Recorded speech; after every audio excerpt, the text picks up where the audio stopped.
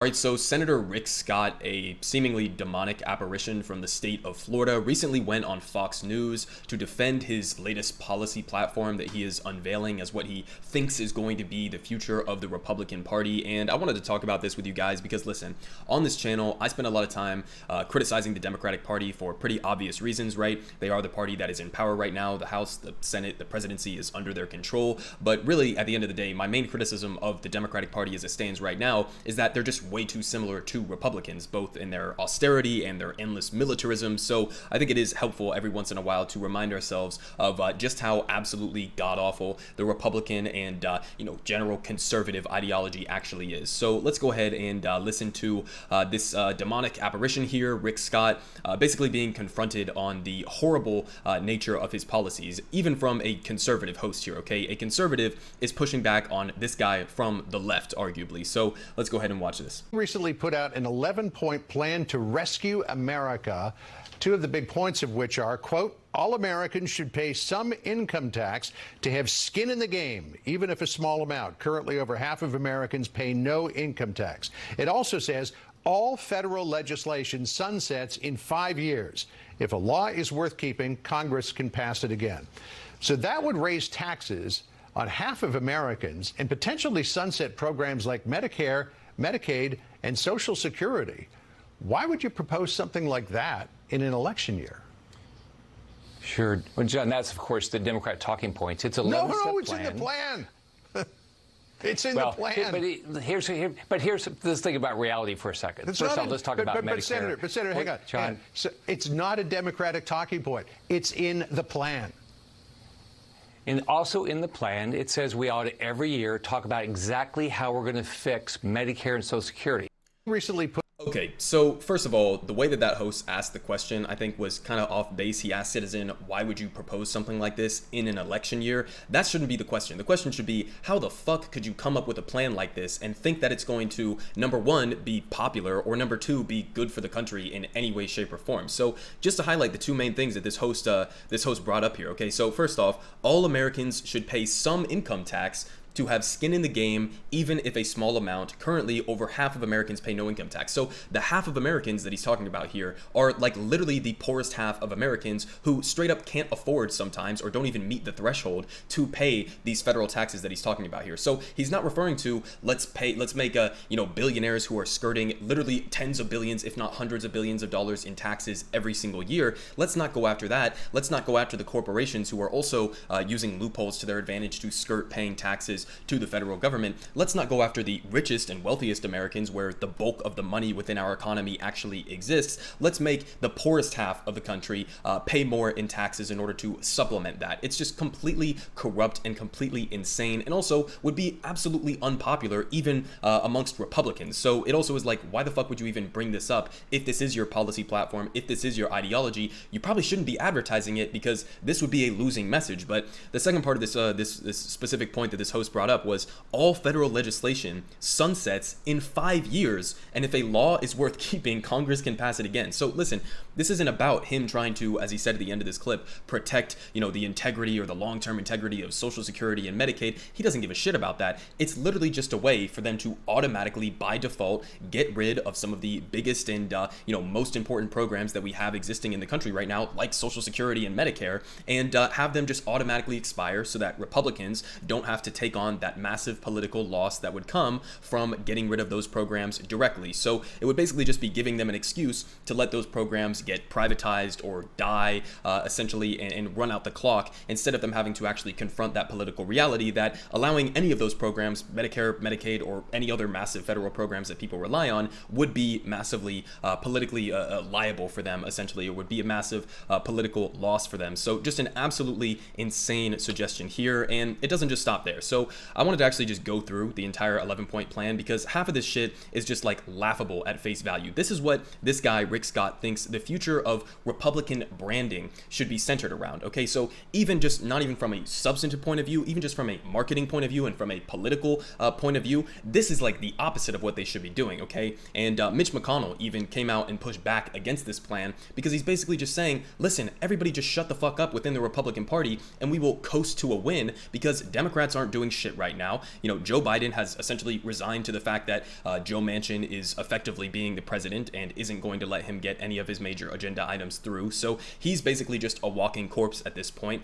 Congressional Democrats, led by Nancy Pelosi and Chuck Schumer, also aren't getting anything substantive done. And so they just have to basically run out the clock, hype up inflation, hype up all of these other culture war bullshit issues as they do, and they'll be able to walk to a victory. So the people around Rick Scott are saying, shut the fuck up. Why are you advertising the least popular parts of the actual Republican agenda? You should just be, silent and allow Democrats to basically finish themselves off. But he's not following with that, and so we got this plan. So here, number one, education. He says, our kids will say the Pledge of Allegiance, salute the flag, and learn that America is a great country and choose the school that best fits them. So there's a lot going on here. Obviously, just a leaning into this idea that we should further spread a nationalist propaganda and only portray the United States as an eternal good force within the world, and not teach the actual history of the United States, the good and the bad, but just basically teach the good and make sure that an entire generation is propagandized into being, far-right nationalists, essentially. But also at the end of here, he kind of sneaks in, choose the school that best fits them. So again, part of this ongoing effort to attack public schools and to try to defund public schools as much as possible to promote private schools. So again, you see kind of the agenda there. But colorblind equality, of course, he uses the one Martin Luther King Jr. quote that Republicans are aware of in here. So they say government will never again ask American citizens to disclose their race, ethnicity, or skin color on any government form. And they say we are going to eliminate racial politics in America. Okay, Rick Scott, the Republican Party are going to eliminate racial politics in America. Okay, no government policy will be based on race, and people will not be judged by the color of their skin, but by the content of their character. Again, the one MLK quote that Republicans are aware of. But again, when he says no government policy will be based on race, well, what about the existing institutions that have existed for centuries within this country that have openly discriminated and discriminated against black people and favored white people in this country? You can't just pretend as if those institutions didn't exist and don't still exist to this day. You can't just pretend the economic disparities between races and ethnicities in this country doesn't exist. But that's exactly what they want to do. They want to close their eyes and pretend that these racial issues and these institutional barriers that have existed for centuries, they just want to pretend that they don't exist and move on to this colorblind world while actively reinforcing the same white supremacist institutions and the same economic framework that has benefited primarily white Americans for, again, pretty much all of U.S. history. But we move on here to number three, safety and crime. They say the soft on crime days of coddling criminal behavior will end. Okay, didn't know that we had arrived at those days yet, but they say we will refund if nobody got defunded and respect the police because they, not the criminals, are the good guys. So again, it's just like this stupid mindset that somehow Joe Biden, the motherfucker who wrote the crime bill, okay, created helped primarily to create the mass incarceration problem that we have right now, the over-policing problem that we have right now, the over-militarization of our police that we have right now. The guy who created all of those problems during his entire Senate career is now somehow soft on crime. Okay, the same guy who is now pushing for record police budgets even higher than what Donald Trump was doing. Again, they're just reactionaries, right? They're using this narrative of some activists during some protests using the phrase defund the police and basically using that to mean that somehow all of the police budgets around the United States got defunded. It's delusional. It never happened. There was no soft on crime days at all. We basically just went from having the single highest rate of incarceration in the entire world, the single highest prison population in the history of the world, more police, higher police budgets than any other country on the face of the planet, and still, even with that dynamic, they're trying to push us even further into that dynamic and basically making it even worse. So completely deranged and delusional. But here on immigration, he says we will secure our border, finish building the wall, and name it after President Donald Trump. I mean, could you just get on your hands and knees more and bend over further than this guy is right now for Donald Trump? Just pure virtue signaling nonsense here. Also contradicts their fiscal responsibility idea from up before of just throwing billions and billions of dollars at a useless wall that isn't even going to prevent anybody from coming into the country in the first place, and is again just a giant virtue signal to their rabid base that hates immigrants. But he goes on to growth in the economy. We will grow America's economy, starve Washington's economy, and stop socialism. So again, I would love to hear what precisely his definition of of socialism is because, if he wants to starve Washington's economy by, reducing the amount that we are doling out to the fossil fuel industry, or the infinite sums of money that we give in tax breaks to billionaires, then that would be one thing, but that's not at all what he's talking about. Essentially what he's talking about here is, growing America's economy and starving Washington's economy. He's talking about getting rid of all of the major, most popular federal programs that exist within the country. He's talking about gutting, social programs and the social welfare system that we have that has pretty much already been almost entirely gutted here in the United States. So that's what he's talking about here. And of course, stopping socialism. He has no fucking idea what the word socialism even means. But they go on to point number 6 here: government reform and debt.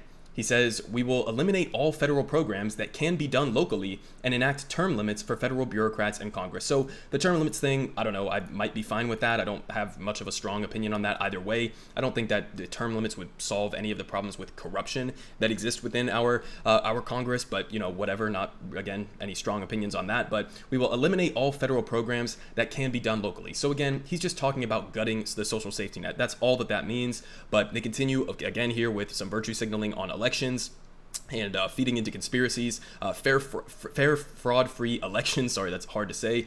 We will protect the integrity of American democracy and stop left-wing efforts to rig elections. So again, pure virtue signaling based on absolutely no evidence whatsoever that we have some massive, voter fraud problem here in the United States. We just don't. Now on family, more virtue signaling. We will protect, defend, and promote the American family at all costs, whatever the fuck that means.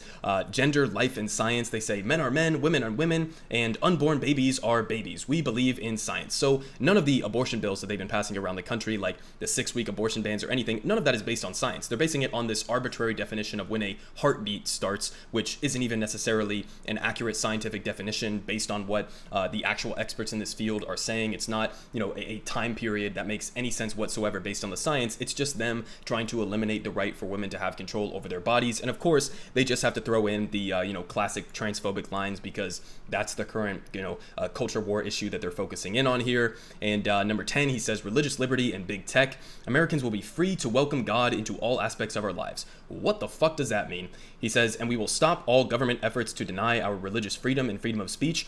When did that happen? The Democratic Party and their big tech allies are not merely secular. They have virtually created a new religion of wokeness that is increasingly hostile towards people of faith, particularly Christians and Jews. What the fuck? They are determined to drive all mention of God out of public view. When? Like, what is this even talking about? We will not be silenced, canceled, or told what words to use by the politically correct. Like, what is this talking about? This religion of wokeness, and that Christians are being persecuted in this country or are not allowed to practice their faith? Like, what? This is just completely an alternate reality that these people are living in.